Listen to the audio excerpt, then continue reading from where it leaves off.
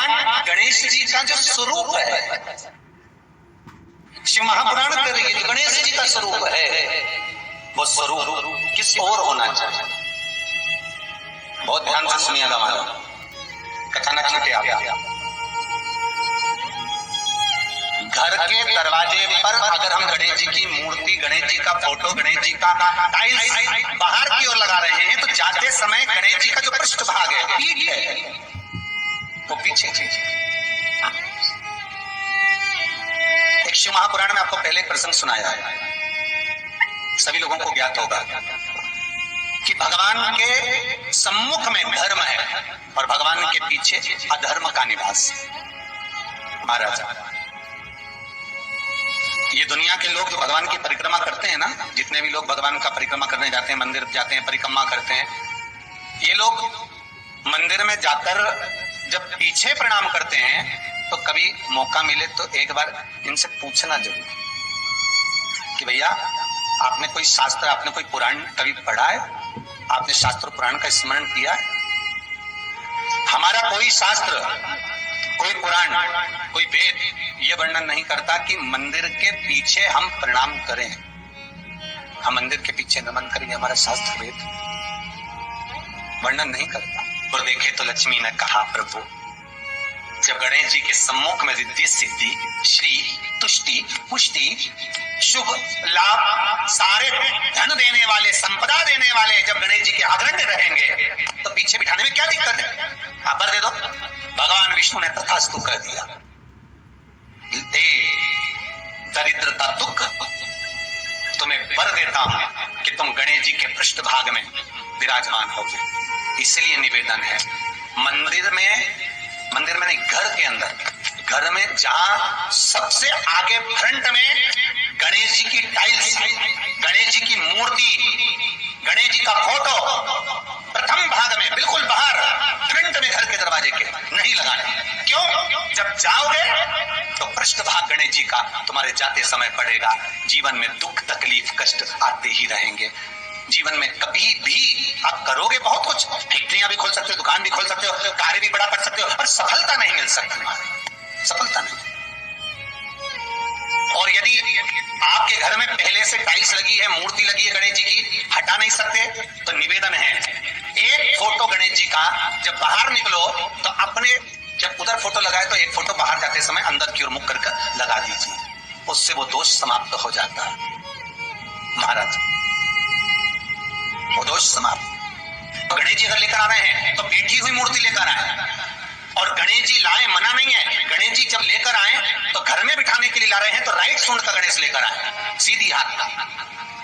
आपका सीधा हाथ देख लेना, उसी के हिसाब से गणेश जी को अपनी ओर रखकर, या गणेश जी का सीधा हस्त कमल देख लेना। आपका तो उल्टा मान्य होगा जब आप देखेंगे तो गणेश जी का जो सीधा हस्त कमल हो उस साइड अगर गणेश जी की सूंड है तो वो सूंड का गणेश घर के अंदर विराजमान हो।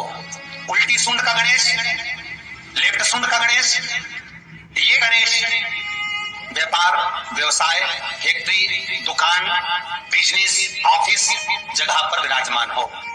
बहुत ध्यान देना, उल्टी सूंड के गणेश बहुत कम बनते हैं। क्यों कम बनते हैं? इसका शास्त्रीय प्रमाण है।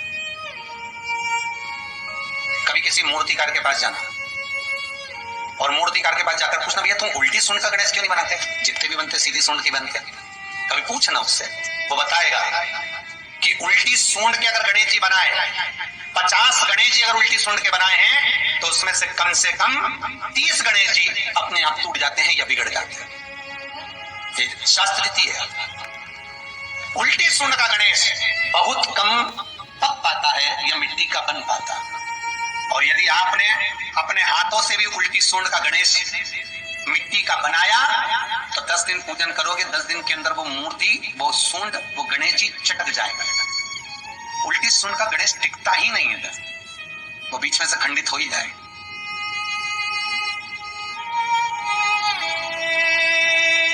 वो तो स्वयं गणेश जी कृपा करें, स्वयं विनायक कृपा करें और उल्टी सूंड के गणेश जी अपने को मिल जाएं और वो गणेश जी हमारे घर में आ जाएं तो वो फिर नहीं चल। सीधी सूंड के गणेश जी को मनाने के लिए महाराज मंत्र की 50 माला करना पड़ती है, तो समझ लो सीधी उल्टी सुन के गणेश जी को मनाने के लिए मात्र 5 माला में भगवान गणेश प्रसन्न हो जाते हैं। अर्थात उल्टी सुन का गणेश शीघ्र प्रसन्न होता है।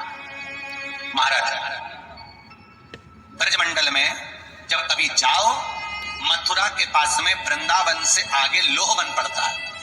कौन सा वन है? लोहवन। वृंदावन से कुछ थोड़ी दूरी पर लोहवन। उस लोहवन में जाना, जैसे निकुंज वन में गए, भांडीर वन में गए, आप लोग कई बार दर्शन करने गए होंगे, तो लोहवन में जाना और लोहवन में जाकर थोड़ा सा सरसों का तेल लेकर अपने ऊपर से 21 बार उतार कर लोहवन में भगवान शिव का स्मरण कर कर, यमुना का स्मरण कर कर, विष्णु और कृष्ण का स्मरण कर कर, वो तेल सामने एक मूर्ति मिलेगी जिसका शीश नहीं होगा, उस मूर्ति पर चढ़ा देना। इसका भी चरित्र शिव महापुराण में आता है महाराज, इसका भी व्याख्यान आता है उस मूर्ति का है। लोहवन ब्रजमंडल में लोहवन का व्याख्यान स्कंद पुराण में भी है। आप मेहनत कर रहे हो, फल नहीं मिल रहा, आप दुकान खोल रहे, चल नहीं रही है, आपका चित्तवृत्ति, आपके जीवन में सफलता आ ही नहीं रही, तो कहीं मत जाइए। आपके जीवन में 25 बार अंगूठी बदल के देख लिया, कभी पुखराज पहन लेते, कभी मोती पहन लेते, कभी नीलम पहन लेते, कभी कोई महाराज ने कहा तो ये कर लिया, कभी कोई महाराज बोला तो ये कर लिया, फल नहीं मिले, कहीं मत जाओ, कुछ मत पहनो, उसकी शरण में जाओ, उसकी शरण। लोहवन पहुंच जाओ, वृंदावन से 4-5 किलोमीटर की दूरी। रिक्शे वाले से बोलो कि लेके जाएगा, 5 रुपए लेता है। लोहवन वहां विनय करो, 10-15 मिनट बैठ लो, भजन करो, यमुना जी का स्तमन करो, शिव का नाम जाप करो, शंकर का भजन करो, और वह सरसों का तेल 21 बार स्वयं उतारो, स्वयं चढ़ा दो, आओ वापिस। उसके बाद तुम किसी कार्य को करोगे तो सफलता जल्दी मिलेगी। बहुत ध्यान देना, स्वप्न 2 तरह का होता है। एक स्वप्न में अगर आप बहुत खिलखिलाकर हंस रहे हो तो समझ लेना दूसरे दिन तुम्हें कुछ ना कुछ ऐसी खबर मिलेगी कि आंख में आंसू आएंगे। स्वप्न में आप अपने आप को अगर हंसता हुआ देख रहे हो, किसी को खिलखिलाता हंसता हुआ देख रहे हो, तो दूसरे दिन कुछ रोने की खबर मिलेगी, कोई दुख होगा, कष्ट होगा, तकलीफ होगा। और अगर स्वप्न में आप भगवान को मुस्कुराता हुआ देख रहे हो, स्वप्न में आप भगवान को हंसता हुआ देख रहे हो, तो जरूर तुम्हारे ऊपर कुछ भगवान की कृपा होने वाली है, जरूर कोई अच्छी खबर आने वाली है। दोनों के हंसने में अंतर है। सांसारिक मनुष्य स्वप्न में हंसता दिखे तो दुख मिलेगा, और भगवान हंसता हुआ दिखे तो सुख मिलेगा।